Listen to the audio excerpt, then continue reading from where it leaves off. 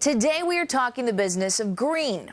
Nope, not that green. We're talking little green fairies, believe it or not, and what it takes to bring back a liquor banned in this country for a century. From Van Gogh to Oscar Wilde, absinthe was on their lips, and its long overdue comeback is happening now. I'm Chris Valerio, and this is Venture.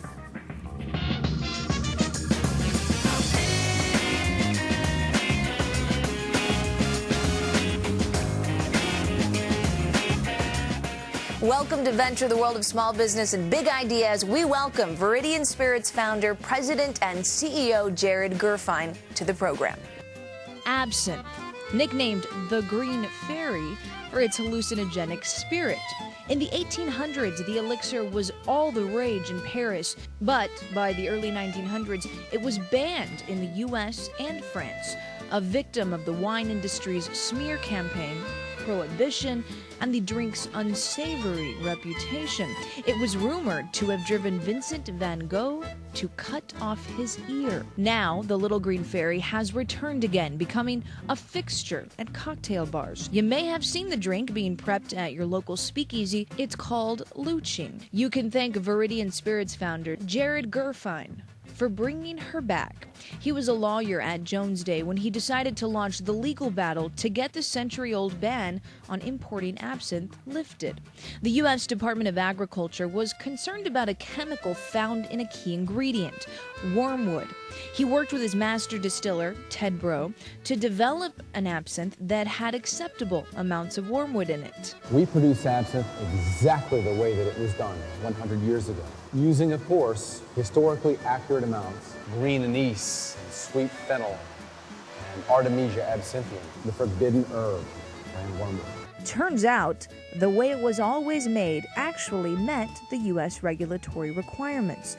After a lot of legal legwork in 2007, the ban was lifted. Next, Viridian set to work creating a brand. They named it Lucid. Its cat eyes peer from the bottle, sending you back to Paris's popular 19th century cabaret, Le Chat Noir. Now that Viridian has paved the way, other absinthes are entering the market. In 2008, the company says its revenue was just under $10 million. As the drink works its way into more markets, he is hoping for 20% growth next year, with a little help from the Green Fairy, of course. Gotta love that. The Green Fairy. Jared, thanks so much for joining us. Really Pleasure. Appreciate it. You were a lawyer for some major firms, M&A lawyer, securities and corporate work. Why absinthe? Well, you know, this was a product, this was a classic case of serendipity. As you said, I worked for some pretty big firms. I worked for Skadden Arps for a bunch of years, which is a big law firm. I had a very exciting in-house job for a number of years for what is today called Virgin Media in London. And that brought me to Europe, where I actually was exposed to absinthe. And then I came back to the United States, and I was working, as you said, with Jones Day, another major U.S. mergers and acquisitions firm. And I suppose it's fair to say after one too many all-nighters, this one happened to be during the Super Bowl in 2006, when my wife and my one-year-old were planning a party that I had organized that I actually missed because I was in the office till 9 a.m. That was kind of the moment where I realized I needed to find something else to do. The morning after that gruesome all-nighter, I called a very long-time friend of mine named John Bonchik, who happens to be third generation in his family in the wine and spirits industry in the United States. I think John sensed my pain. He said, you know, if you have a good idea for a liquor, I might be able to give you sort of the support and the guidance you need. So I fired back, well, what about absinthe? And as the ball started rolling, this took on life and became a real business and a real venture. It's amazing how things get started, huh? Yes. So, okay, so you start doing that. What was the initial due diligence that you did in trying to figure out more about it? Well, you know, the first thing, you know, John did his sort of industry side due diligence, kind of quietly asking people he trusted about the concept. And I did a lot of legal due diligence. I wanted to know, was there a real reason why this product was not on shelves in the United States? Or was it that no one had bothered? Was there a legal problem? Was it a social problem? I also had to find who could make it for us. I needed my absinthe expert. So I discovered two things. One, that I could not find a single law on the books today that actually prevented absinthe from being imported or sold in the United States. And two, I found my expert. And that was perhaps the most important finding of our company. We found Ted Breaux. Ted Breaux is a New Orleans-born chemist who, you might say, well, what is his connection to absinthe, this French-European drink? Ted Breaux's, ancestry was from France, and he was fascinated by absinthe, and he spent at least a dozen years using his experience as a chemist to study absinthe. And effectively, through his own research on unopened vintage bottles that he found at estate sales, debunked the notion that there were chemicals in these bottles that could actually hurt you. Okay, so let's talk a little bit about that. Let's go back and talk about the history of absinthe in the sense of being prohibited in countries. Well, what basically happened was absinthe really had an inauspicious, or at least an uncontroversial rise to prominence, to the point where it really became the national drink of France. And this was really a sort of Franco-Swiss invention and perfected by the French. And in the 1880s, the French wine industry was decimated. The European wine industry as a whole was decimated by a parasite called phylloxera that destroyed the crops for years. And before they got back to winemaking, absinthe took over the shelves. And the wine industry, in their effort to get back on the shelf, created a very articulate and organized smear campaign against absinthe. Jared Gurfein, co-founder of Viridian Spirits. We're talking absinthe, the history and the business. Stay with us.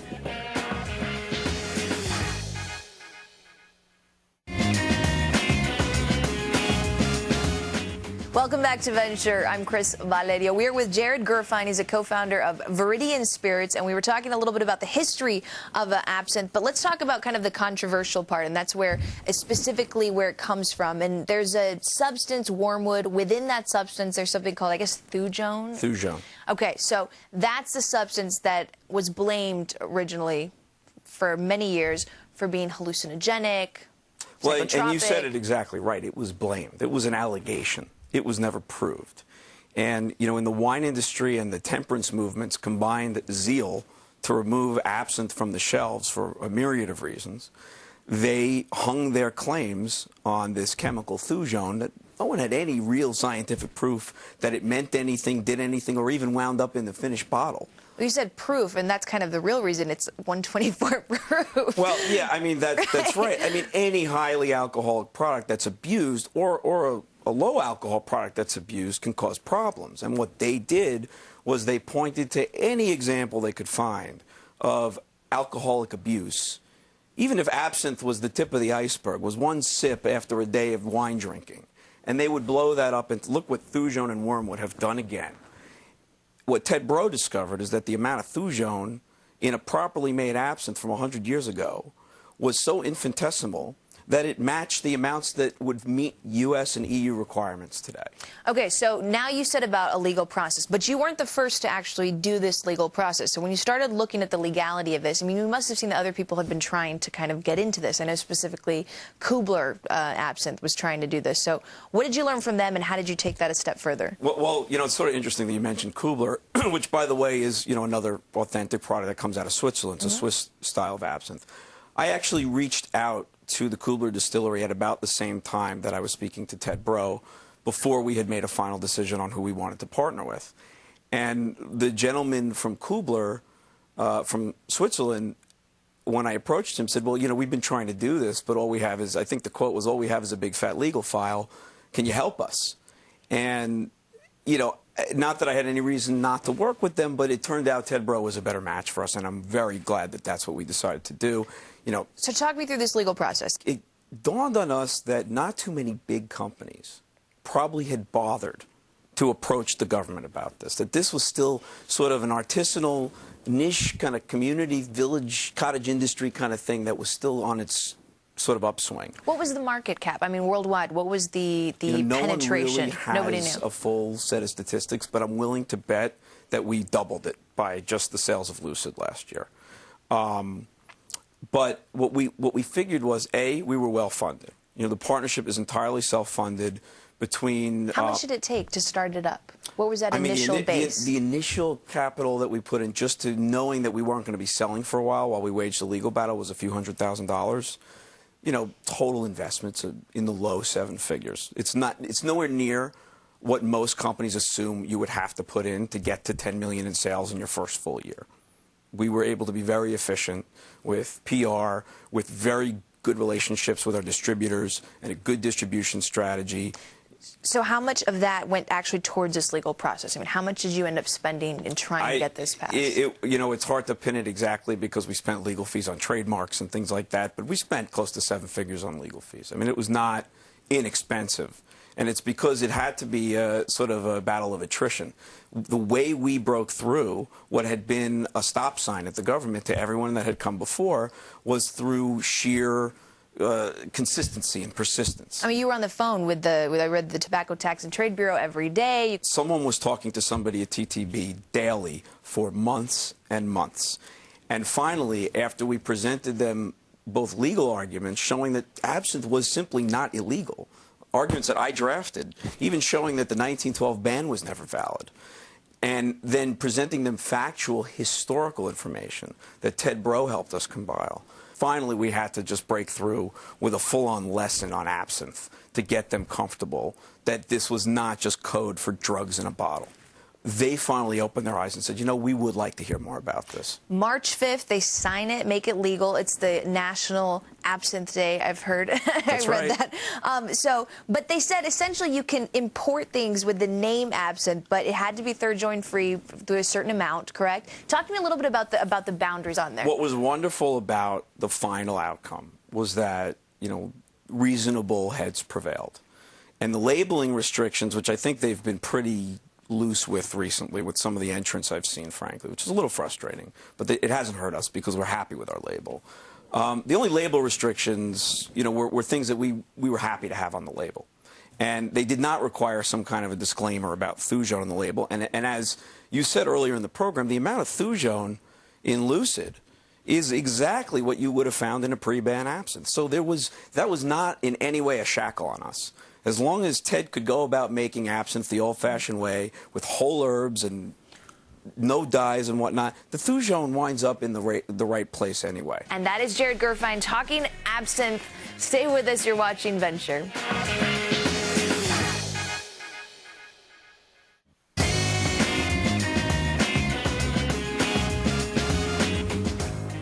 Welcome back to Venture. I'm Chris Valerio. Today we're with Jared Gurfein. He's the co-founder of Viridian Spirits, specifically the man who got absinthe into the United States of America. So we were talking about how your distillery is in France.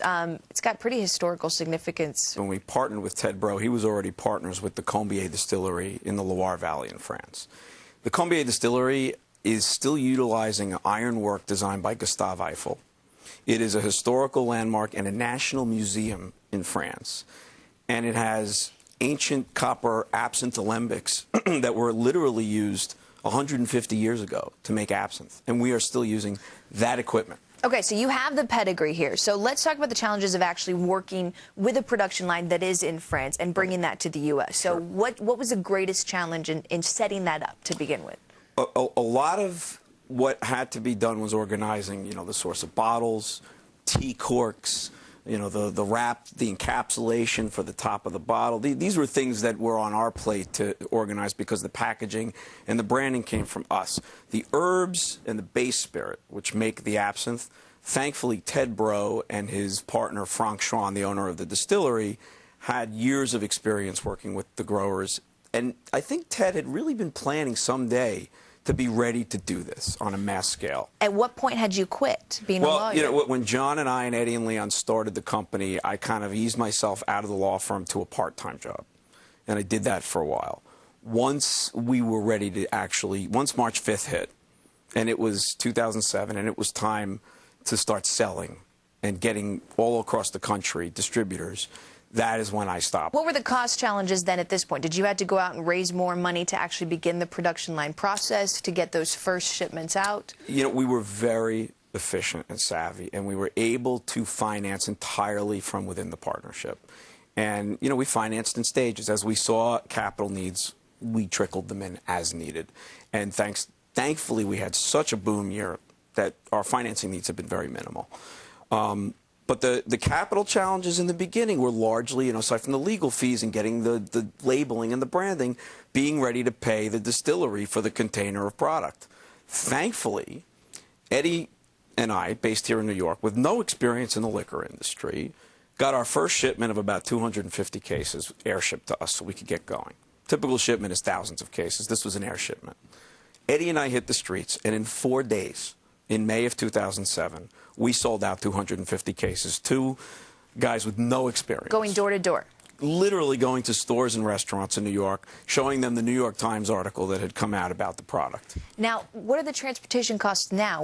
How's the production line work at this point? And how is the import taxes? How do you deal with all of that?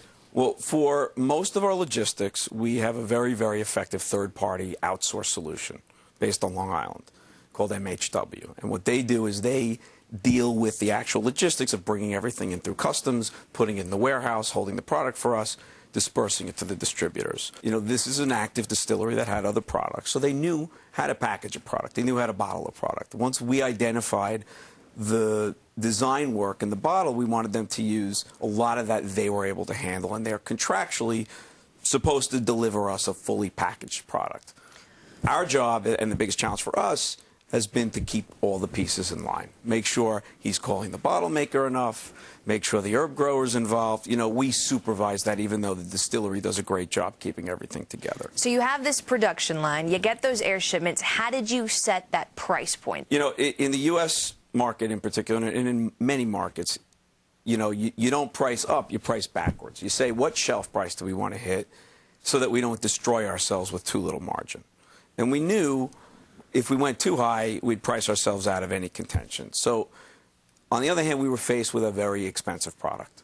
This is handmade in an old distillery, and despite the fact that Ted and his partner Frank have figured out how to mass produce it, it's handmade and it's very expensive to make.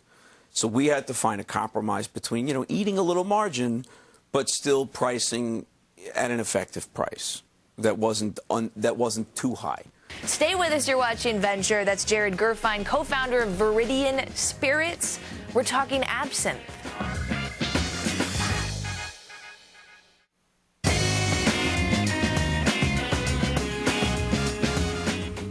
Welcome back to Venture. I'm Chris Valerio. We are joined by Jared Gurfein. He's a co-founder of Viridian Spirits, and it's the company that got absinthe into the U.S., markets it, and sells it. So let's talk about the marketing. How hard is it to introduce a whole new class of alcohol into the U.S.? First of all, one of the most amazing things is how many people had heard of absinthe.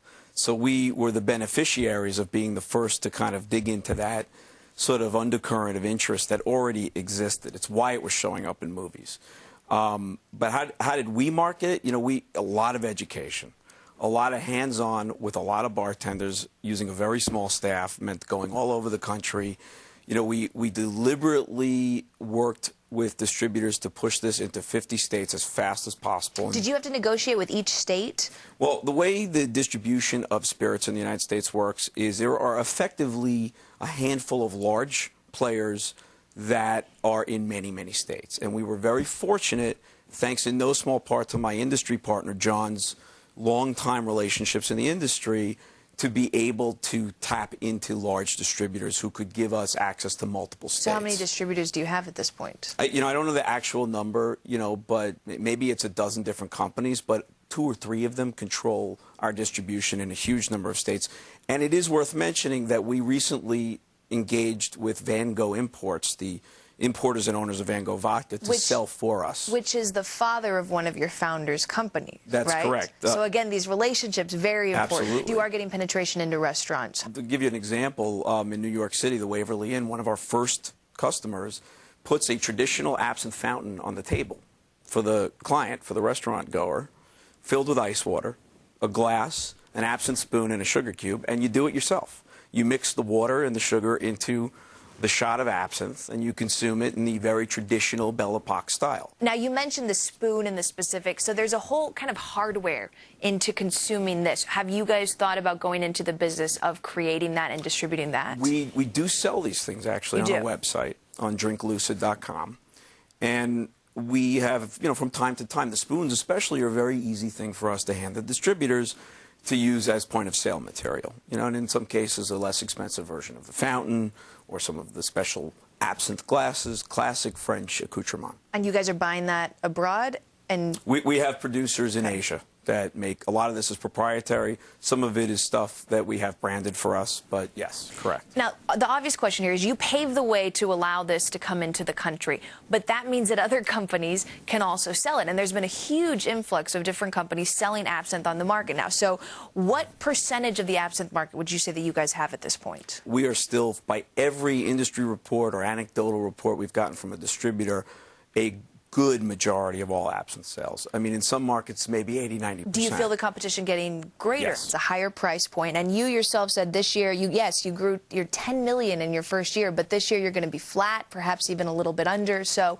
how hard is it to push this in this environment? Well, the good news is the only reason that we might be a shade under our 08 number is largely a pipeline issue, because the distributors who must sell the product by law, we can't sell it, have simply been adjusting their inventory policies, which is going on in every manufacturing business. So we have every reason to believe we've just scratched the surface here. So what's your recommendation? What's your takeaway from all of this? Do not let anything stand in your way. When the government says no, go back and say, here's why you should be saying yes. That's Jared Gurfein, co-founder of Viridian Spirits. He brought absinthe. You're watching Venture. Join us next week.